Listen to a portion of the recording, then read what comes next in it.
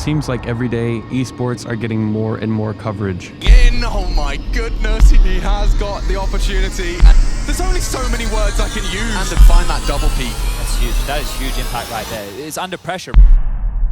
Starting with just 5 players in the first tournament in 1972, the industry is expected to pass $2 billion in revenue within the next 5 years. With this massive rise in popularity, the inevitable question has come up. When will VR get their own esport? At first glance, it seems like the prime time to get VR esports up and off the ground. Growing over $1 billion in just 1 year, VR has been growing at an alarming rate. So why aren't companies jumping in and making VR esports a thing? The truth is, they did, and a lot of them. So why did they fail? When you think of esports, what are the big names that you think of?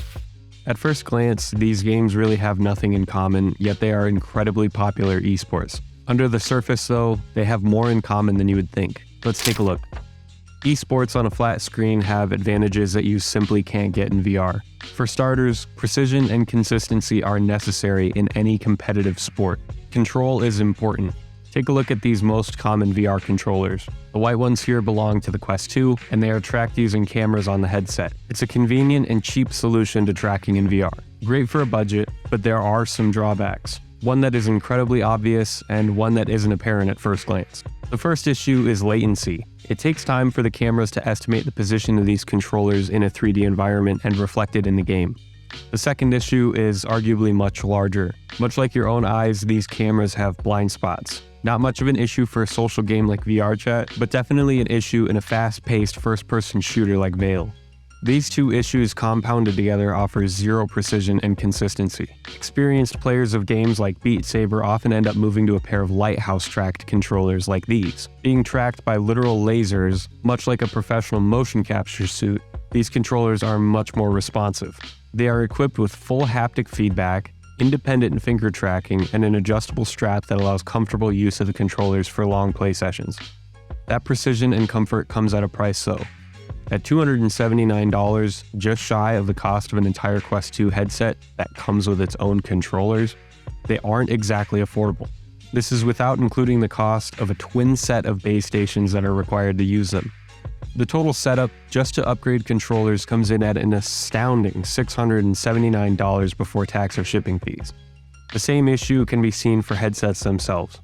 Cheaper headsets like the Quest 2 cut out base stations for a reason. They are far too expensive for the price point that Meta is aiming for. Using camera tracking for the headset itself, it lacks precision and consistency, which is incredibly important in a game demanding you to bob and weave to dodge bullets. While base station tracked controllers and headsets solve most of the precision issue, the index still comes in at an eye-watering $1,000 for the full kit and requires a separate and powerful gaming PC to run. This wouldn't be an issue if the playing field was even remotely close between these two wildly different price points. Never mind the fact that a decent keyboard and mouse combo with an okay gaming PC would be perfectly fine for the mainstay esports titles like Counter-Strike. Truly though, that's just the start of the issues. Let's look at what actually goes on behind the scenes in a traditional competitive esports title like CSGO.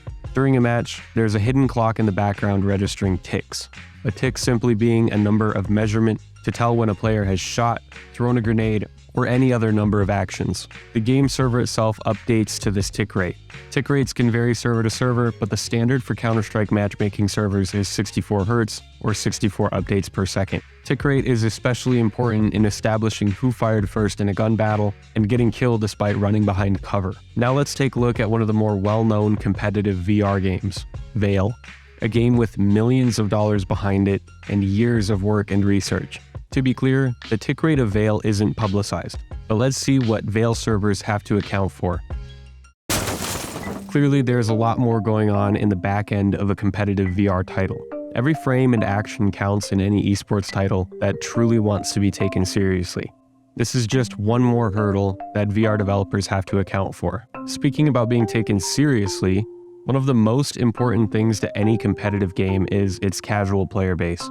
A casual player base provides many things for an esport title, driving up hype for events, revenue for the company in the form of microtransaction sales, and talent to carry the game forward into the coming years.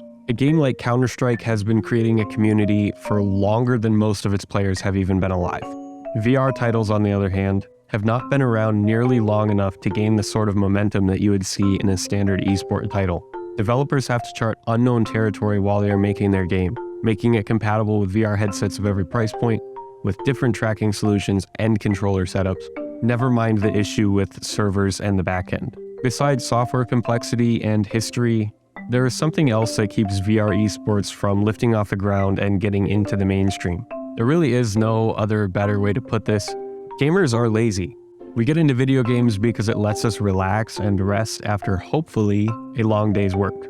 The reason why titles like VR Chat are so popular is because there is no pressure to be physically active. You can dance if you want to, but if you feel like sitting down and relaxing, there is nothing stopping you. Believe it or not, when someone plays a VR title, they are proven to be expending the same amount of energy as someone playing tennis, all with a big box strapped right to their face. The simple truth is that VR esports will never be as popular as the mainstay titles that we've seen in esports for over 20 years due to a combination of all of these factors.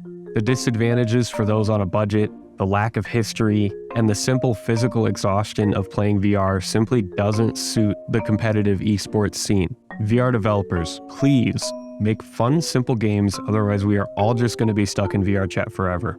Let me know your thoughts on esports down below and where you think they're headed.